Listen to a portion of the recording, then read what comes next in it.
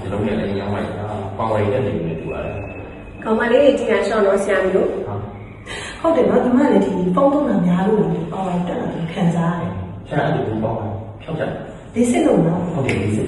ဆိုနော် ဘယ်တော့မှလေးစစ်သွားလို့ကိုတိုင်နေတယ်ပေါ့ဒီမောင်မလေး ဟုတ်တယ်မစဉ်းစားရ ဒါဆိုရင်အခုဘယ်တော့မှလေးစစ်မှာမှအခုနောက်ဆုံးပေါ်တဲ့ဒီပညာလေးပေါ်နေပြီလား အဲ့လိုမျိုးပြောပြတယ် အရင်ငါတို့သိတာကတော့ femto လေးစစ်ကတော့သိတဲ့အတိုင်းပဲ flap လို့ခေါ်တဲ့အကွာလေးကိုခွာရတယ်အဲ့တော့ခွဲရလေးကအနေနဲ့ကြီးတယ်လေးစားပြည့်ချိန်ကလည်းစက္ကန့်30လောက်ကြာတယ်အဲ့ဒီခါကျတော့ recovery time ကနည်းနည်းလေးနှေးတယ်ပေါ့ဆရာမျိုးတို့လိုမျိုးပြေးသွားတဲ့အစားသမားတွေအတွက်တိတ်တော့အဆင်မပြေဘူး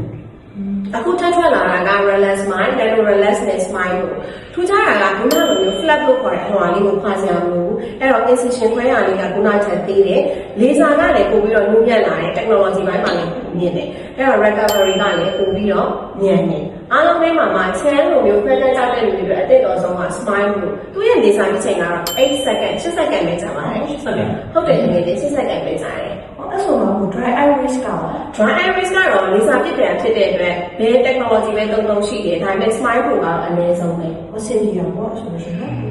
နည်းနည်းအဲ့ဈေးလုံးမရအောင် ဈေးနှုန်းကတော့ဂျိုးတူကဲလာနဲ့ချိန်ထားတဲ့ဘန်ကောက်ဆေးရုံတွေမှာဆိုရင်ဘတ်တသိန်းချင်းချင်းကနေစပြီးတော့လေဆာပစ်လို့ရပါတယ်